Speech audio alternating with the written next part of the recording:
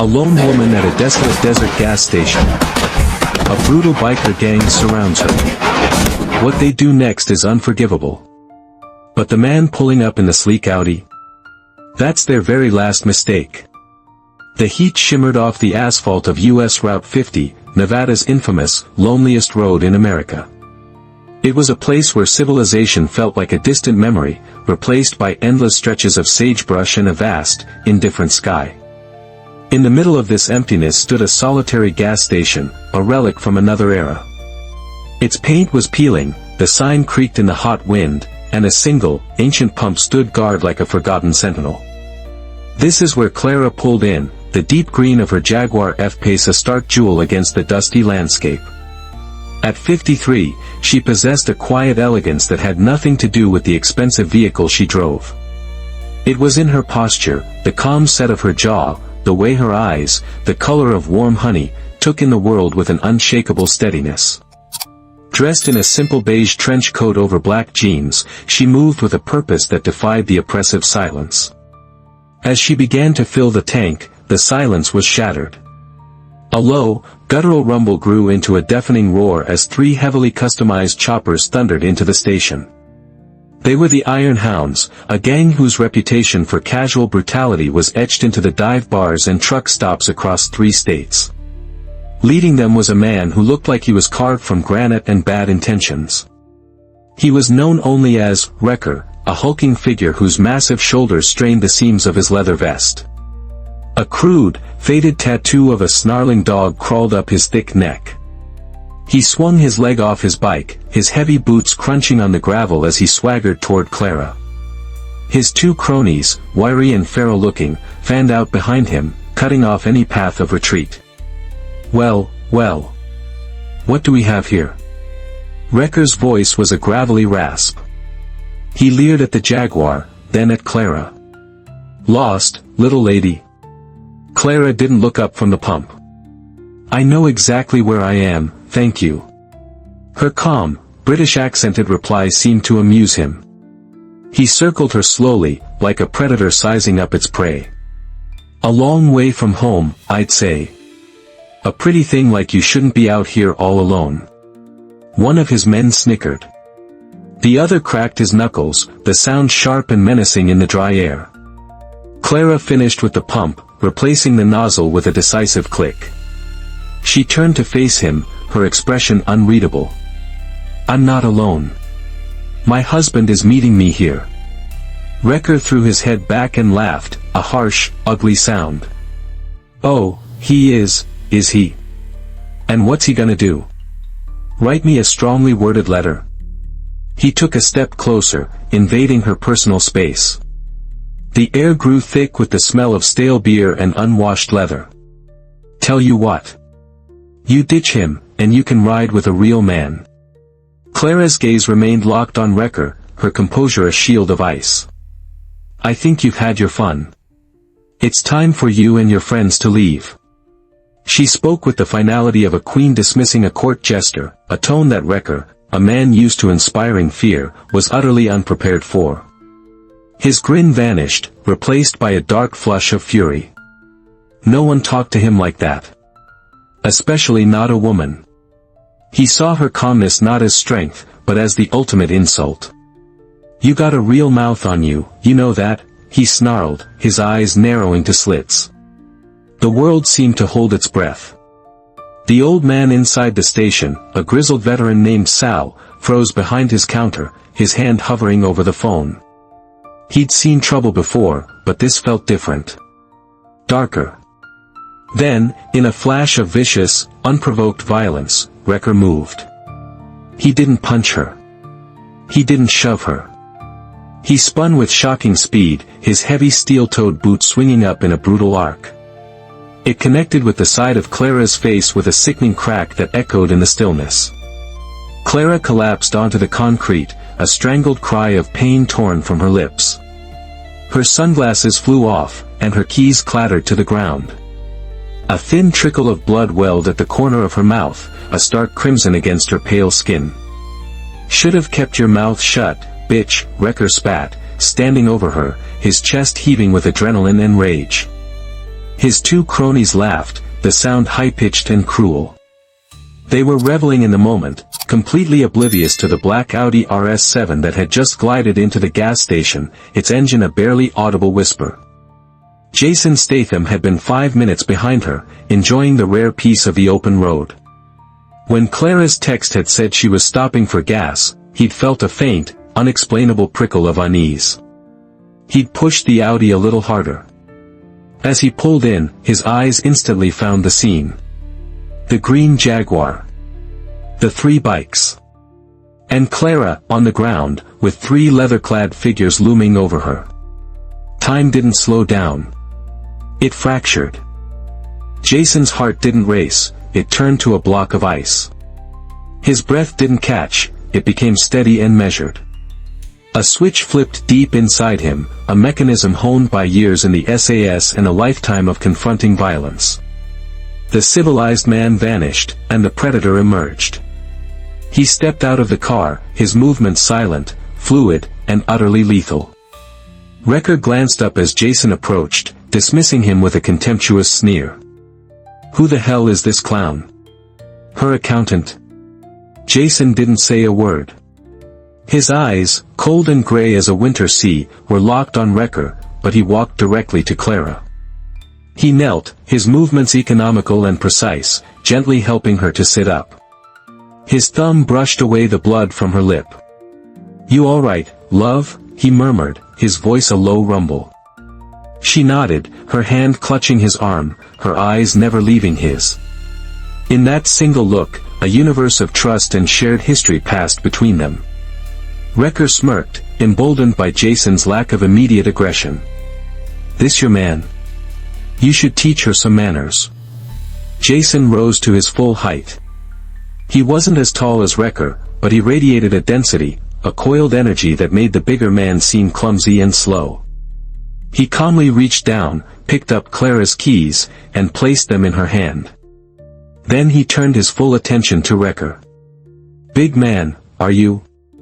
Jason's voice was soft, almost conversational, yet it cut through the air with chilling clarity. "With your mates behind you. Let's see what you are on your own." Wrecker bristled. "You threatening me, old man?" "No," Jason said, taking a single, deliberate step forward. "I'm making you a promise." Enraged, Wrecker lunged, throwing a clumsy, haymaker punch. Jason wasn't there. He swayed back a fraction of an inch, the fist whistling past his ear. In the same motion, he pivoted, driving his elbow into Wrecker's floating ribs. Sal, the attendant, heard the crack from inside the store.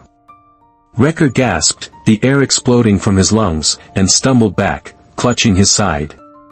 The second biker, seeing his leader hurt, charged forward, pulling a chain from his belt. Jason met him mid-stride. He didn't block the chain, he moved inside its arc, grabbing the man's wrist. He twisted.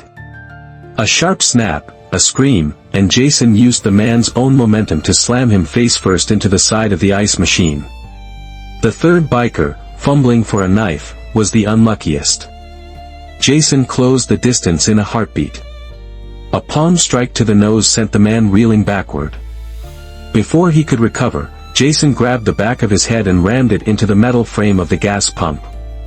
The man dropped like a puppet with its strings cut. The entire sequence took less than 5 seconds. Wrecker, gasping for breath, his eyes wide with a mixture of pain and disbelief, staggered to his feet. You're dead," he wheezed. Jason turned slowly, cracking his knuckles. The sound was like a death sentence. "No," he said, his voice dropping to a whisper. "You just made the last mistake of your life." The desert silence returned, now punctuated by the agonized groans of Wrecker's men and the slow, steady drip of gasoline from a dislodged nozzle. Sal, the station owner, finally found his voice and his courage, dialing 911 with a trembling hand. 20 minutes later, the wail of sirens tore through the desolate landscape. 2 sheriff's department cruisers and an ambulance skidded to a halt, kicking up clouds of dust. Deputies emerged, weapons drawn, expecting a chaotic scene. Instead, they found an eerie tableau of perfect stillness. Jason Statham stood calmly by his Audi, arms crossed. 3 broken men lay scattered around the gas pumps like discarded trash. The lead deputy, a man named Hansen who had seen his share of highway brawls, approached cautiously. "Mr. Statham? What happened here?" "They assaulted my wife," Jason stated simply, nodding toward Clara, who now stood beside him, a pack of ice from Sal's freezer pressed to her cheek. "So I corrected them." A paramedic checking on Wrecker whistled under his breath.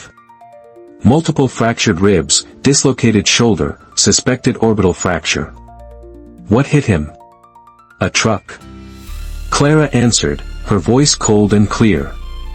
"My husband."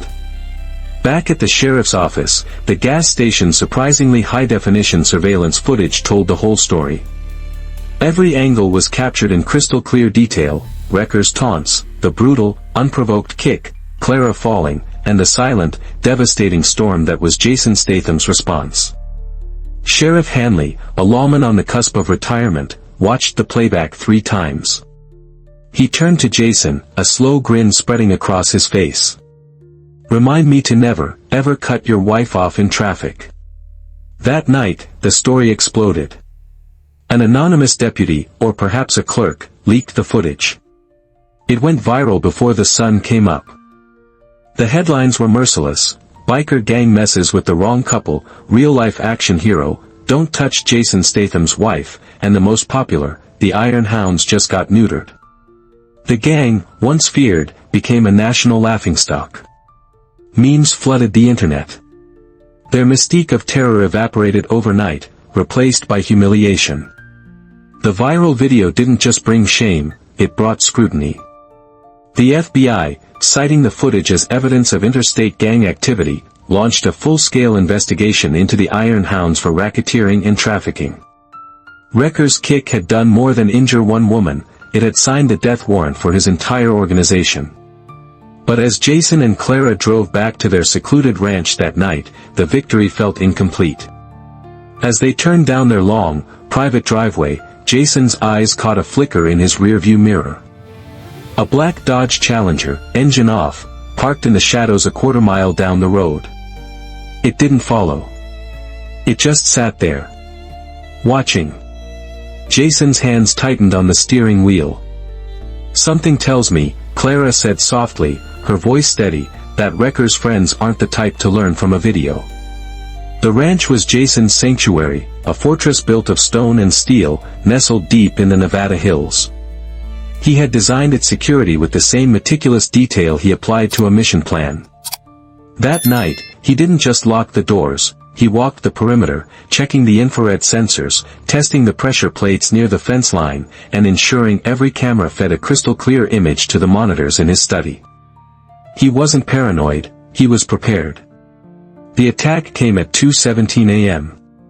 A soft chime from the perimeter alarm was the only warning. It wasn't the loud, panicked siren of a commercial system, but a discreet notification on his phone and a soft light on the master bedroom console. Jason was out of bed before the light finished blinking, moving with a silent urgency. Clara was already awake, her hand reaching for the panic button that was directly linked to the sheriff's office. He gave her a nod. "Wait." On the monitors, he saw them. 4 figures, not 3, clad in black, armed with crowbars and knives. They were smarter than Wrecker's crew, avoiding the main gate and cutting through a section of fence in a camera's blind spot. But they didn't know about the thermal sensors. Jason watched as their heat signatures moved steadily toward the back of the house. They were coming for revenge. They would find only judgment. Jason didn't turn on the lights. He melted into the shadows of his own home, a ghost in the machine he had built. The first man, overconfident, jimmied the lock on the kitchen window and slid inside. He took 2 steps into the darkness and was suddenly jerked off his feet as Jason, dropping from a shadowed alcove above, landed on him, driving a knee into his spine. The man collapsed without a sound. The second intruder followed, holding a long knife. He saw his partner disappear and hesitated. That hesitation was his undoing. Jason emerged from the side, a black silhouette against the moonlit windows. He disarmed the man with a brutal wrist lock, spun him around, and used his head to shatter the glass of a cabinet door. Outside, the remaining two grew nervous. "What's going on?" one whispered. The only answer was the sudden activation of the high-powered sprinkler system. Not with water, but with blindingly bright, disorienting strobe lights and a piercing sonic frequency designed to incapacitate. The two men clutched their heads, disoriented and blinded. Jason stepped out onto the back porch. He moved through the strobing chaos like it was his natural element. He took down the third man with a swift, disabling blow to the side of the knee. The last man, panicked, tried to flee, scrambling back toward the fence. Jason let him get a 10-foot head start before a perfectly thrown stone from the garden path hit the back of his knee, sending him sprawling into the dirt. When Sheriff Hanley's deputies arrived minutes later, they found 4 men, zip-tied and face down on the lawn. Jason Statham stood on his porch, not even breathing heavily. "Had some late-night visitors," Jason said calmly. "They seem to have lost their way." The following afternoon, Jason Statham walked into the county detention center. The guards didn't stop him. Sheriff Hanley personally escorted him to a small, sterile interrogation room. Wrecker sat chained to a metal table, his face a swollen, purple mess. When he saw Jason, what little color was left in his face drained away. "You," he rasped through a wired jaw. Jason sat down opposite him. He didn't speak. He just stared, his gray eyes dissecting Wrecker layer by layer, stripping away the bravado, the muscle, the reputation, until all that was left was a pathetic, frightened man. "Last night," Jason finally said, his voice a low, flat monotone. "4 of your boys paid my home a visit. They were unpersuasive." Wrecker tried to sneer. "Can't stop all of us." "I don't have to," Jason replied, leaning forward slightly. "I only have to stop you. Your file is quite interesting. An ex-wife in Henderson. A son, 17, works at a garage after school. A daughter at UNLV. He wasn't threatening them. He was simply stating facts, and that was infinitely more terrifying. This is over. You are going to tell your people to stand down. You are going to tell the federal agents everything they want to know. You are going to disappear into a concrete box for a very long time. And in return," Jason paused, letting the weight of his words sink in, "I will forget your family exists." He stood up. "If I ever, for any reason, see my wife even flinch because she thinks she sees one of your pathetic friends, I will make you a promise. They won't find enough of you to fill a shoebox. This ends. Now." Wrecker stared, his one good eye wide with a terror he had never known. He had built his life on fear, but this was different. This was an absolute certainty. He nodded, a small, jerky movement. He was broken. By the end of the week, Wrecker had confessed to everything, turning over what remained of the Iron Hounds for a slightly less miserable sentence. Weeks later, the bruises on Clara's face had faded, but a new fire had been lit within her. She didn't hide from the experience, she owned it. She walked into the local community center and offered to teach a free self-defense workshop. The first class had 10 women. The next had 30. Soon, there was a waiting list for the Unbreakable Woman workshop, taught by the calm, elegant woman who had faced down the Iron Hounds and won. One evening, Jason stood at the back of the gym, watching her demonstrate a disarming technique with grace and power. She caught his eye and smiled, a genuine, brilliant smile. He put his arm around her as they walked to the car under the vast desert sky. "All this," she said with a shake of her head, over a stop for gas. "No, love," he said, pulling her close. "All this because one man forgot that real strength isn't about the fear you can create. It's about the respect you command. Strength isn't about how hard you can hit, but about the respect you command." What Wrecker and his gang truly lacked was respect. What are your thoughts on this? Comment respect to show your support for Clara's journey. And don't forget to like, share, and subscribe for more stories where bullies meet their match.